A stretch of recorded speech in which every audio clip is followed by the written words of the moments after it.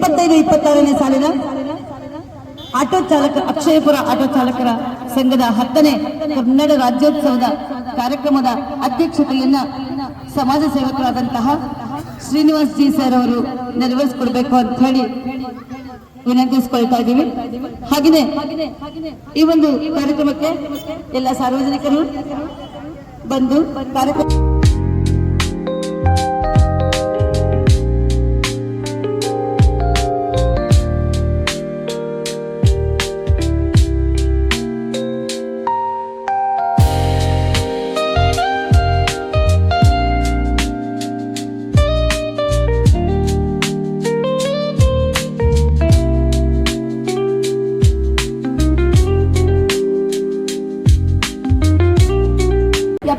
ಕನ್ನಡ ರಾಜ್ಯೋತ್ಸವ ಹಾಗೂ ಅಕ್ಷಯಪುರ ಆಟೋ ಚಾಲಕ ಸಂಘದ 10ನೇ ವಾರ್ಷಿಕೋತ್ಸವದ ಶುಭಾಶಯಗಳು. ಶಂಕರ್ನಾಥ್ ಸರ್ ಅವರು ಹುಟ್ಟಿದ ಹಬ್ಬ ಮತ್ತು ಆಟೋ ಚಾಲಕರ ದಿನಾಚರಣೆಯ ಎಲ್ಲರಿಗೂ ಶುಭಾಶಯಗಳನ್ನು ಕೋರುತ್ತಾ ಮೊದಲಿಗೆ ಅಕ್ಷಯಪುರ ಆಟೋ ಚಾಲಕರ ಸಂಘದ ಎಲ್ಲರಿಗೂ ನಮಸ್ಕಾರಗಳು.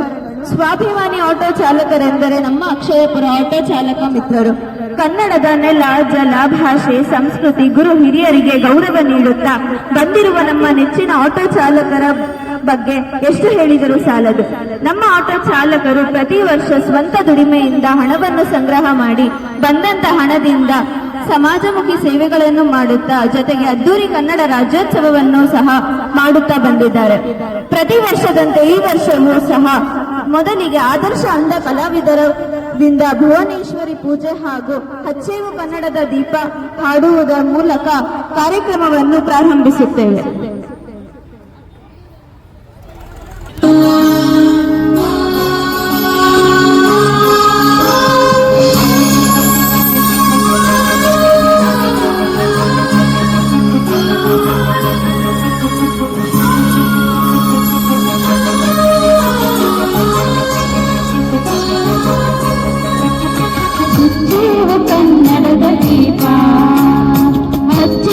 ಕನ್ನಡದ ದೀಪ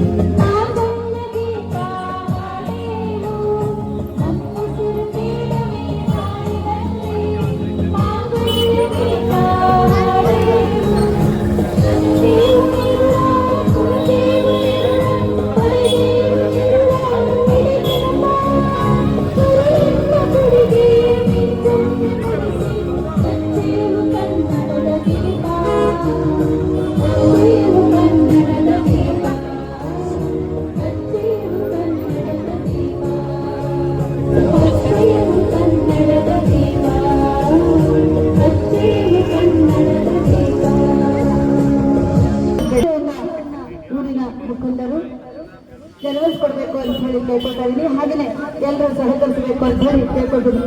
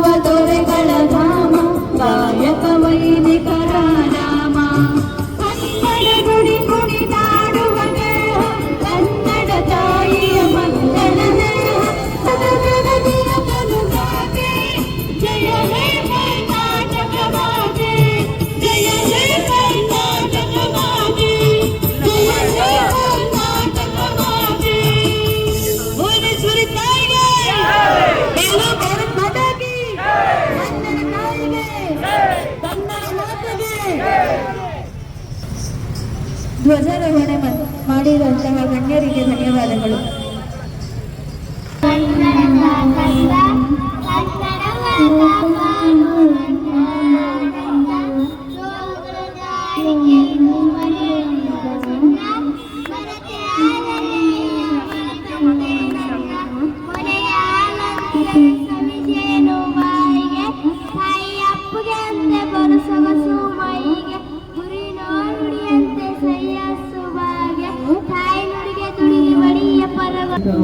ಮಕ್ಕಳೆಲ್ಲ ಒಂದಾಗಿ ಬನ್ನಿ, ತಾಯ್ನಾಡ ಜಯದೇ ನಾವಾದೆವೆನ್ನಿ. ಕನ್ನಡದ ಮಕ್ಕಳೆಲ್ಲ ಒಂದಾಗಿ ಬನ್ನಿ, ತಾಯ್ನಾಡ ಜಯದೇ ನಾವಾದೆವೆನ್ನಿ. ಒಂದು ತಾಯಿಯ ಮಡಿಲ ಮಕ್ಕಳೆಲ್ಲಿ, ಒಂದು ತಾಯಿಯ ನುಡಿಯವೆಲ್ಲಿ. ಕೀಳು ನಾವೆಂಬುವರ ಕಣ್ಣೆರೆಸ ಬನ್ನಿ, ಕೀಳು ನಾವೆಂಬುವರ ಬಾಯ್ ಮುಚ್ಚ ಬನ್ನಿ. ಕನ್ನಡದ ಮಕ್ಕಳ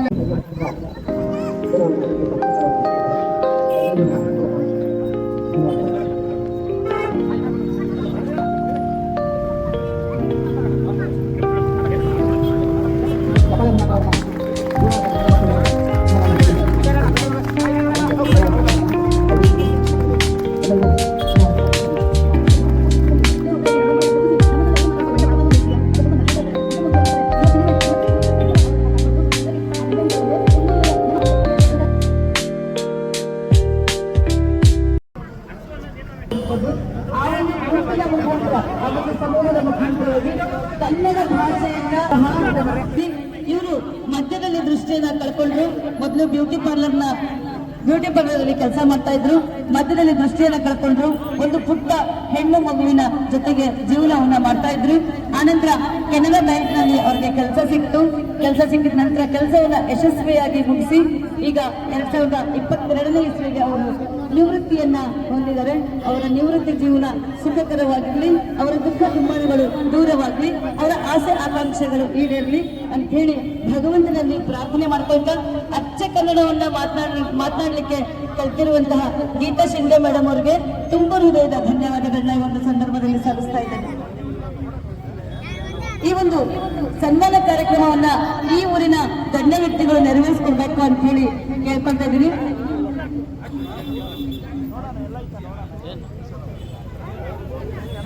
ಗೀತಾ ಶಿಂದೆ ಮೇಡಮ್ ಅವರು ಮರಾಠಿಯನ್ನ ಮಾತಾಡ್ತಾ ಇರುವಂತಹವರು. ನಮ್ಮ ಕನ್ನಡದ ಮೇಲೆ ಅಭಿಮಾನವನ್ನ ಇಟ್ಟು ಕನ್ನಡವನ್ನು ನಾನು ಕಲಿಯಲೇಬೇಕು ಅನ್ನುವಂತಹ ಒಂದು ಆಸಕ್ತಿಯಿಂದ ಅಚ್ಚ ಕನ್ನಡದಲ್ಲಿ ಮಾತನಾಡಲಿಕ್ಕೆ ಅವರು ಪ್ರಯತ್ನ ಪಟ್ಟಿದ್ದಾರೆ. ಅದರಲ್ಲಿ ಯಶಸ್ಸನ್ನ ಗಳಿಸಿದ್ದಾರೆ.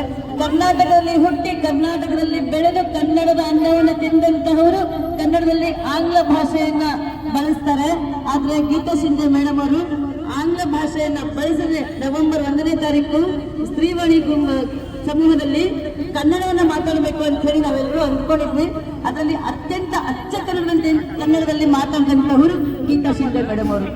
ತುಂಬ ಹೃದಯದ ಧನ್ಯವಾದಗಳು. ತುಂಬಾ ಸಂತೋಷ ಆಗ್ತೇವೆ. ಇಂತಹ ಮೇಡಮ್ ಅವರಿಗೆ ಸನ್ಮಾನ ಕಾರ್ಯಕ್ರಮವನ್ನ ಇಂತಹ ಸ್ಥಳದಲ್ಲಿ ಈ ಒಂದು ಸಂದರ್ಭದಲ್ಲಿ ನೆರವೇರಿಸ್ತಾ ಇರುವಂತಹದ್ದು ತುಂಬಾ ಮೆಚ್ಚುವಂತಹ ವಿಷಯವಾಗಿದೆ.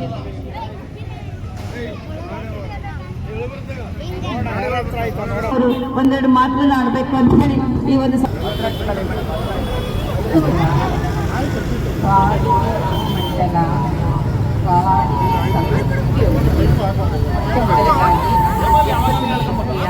ಕನ್ನಡ ರಾಜ್ಯೋತ್ಸವದ ಹಾರ್ದಿಕ ಶುಭಾಶಯಗಳು. ಮತ್ತೆ ನಮ್ಮ ಆಟೋ ಕಾರ್ಮಿಕರ 10ನೇ ವಾರ್ಷಿಕ ಉತ್ಸವದ ಆರ್ಥಿಕ ಶುಭಾಶಯಗಳು. ಈ ದಿನ ನನ್ನ ಜೀವನದಲ್ಲಿ ಒಂದು ಮರೆಯಲಾದಂಥ ದಿನ ಅಂತಲೇ ಹೇಳಬೇಕು. ಇವತ್ತು ನನಗೆ ಆದಂಥ ಒಂದು ಸಂತೋಷ ಹೇಳಲಿಕ್ಕೆ ಪದಗಳೇ ನನಗೆ ಸಿಗ್ತಾ ಇಲ್ಲ. ಆ್ಯಕ್ಚುಲಿ ನಾನು ಹೇಳಬೇಕಾದ್ರೆ ಶ್ರೀವಾಣಿ ಗ್ರೂಪಿಂದ ನಾನು ಕನ್ನಡ ಕಲಿತಿದ್ದು. ನಾನು ಆ ಒಂದು ಗ್ರೂಪ್ಗೆ ಸನ್ಮಾನ ಮಾಡಬೇಕು, ಆದರೆ ಎಲ್ಲರೂ ಸೇರಿ ನಮ್ಮ ಗೆಳತಿಯರು ನನಗೆ ಸನ್ಮಾನ ಮಾಡಿದ್ದು ನಿಜವಾಗಲೂ ನನಗೆ ತುಂಬ ಸಂತೋಷ ಆಗುತ್ತಾ ಇದೆ. ಈ ದಿನ ನನ್ನ ಬಾಳಲ್ಲಿ ಒಂದು ಮುಖ್ಯವಾದ ದಿನ, ಯಾವತ್ತೂ ನಾನು ಮರೆಯಲಾಗದೆ. ಇಲ್ಲಿ ಬಂದಂಥ ಎಲ್ಲರಿಗೂ ತುಂಬ ಹೃದಯದ ಧನ್ಯವಾದ. ಎರಡನೇ ಹಾಡ್ತೀನಿ. ನಾವಾಡುವ ನುಡಿಯೇ ಕನ್ನಡ ನುಡಿ, ನಾವಾಡುವ ನುಡಿಯೇ ಕನ್ನಡ ನುಡಿ, ನಾವಿರುವ ತಾಳದ ಚಂದದ ಗುಡಿ, ಚಂದದ ಗುಡಿ ಶ್ರೀ ಚಂದದ ಗುಡಿ, ನಾವಾಡುವ ನುಡಿಯೇ ಕನ್ನಡ ನುಡಿ. ಇಲ್ಲಿ ಬಂದು ಎಲ್ಲರಿಗೂ ತುಂಬ ಧನ್ಯವಾದ.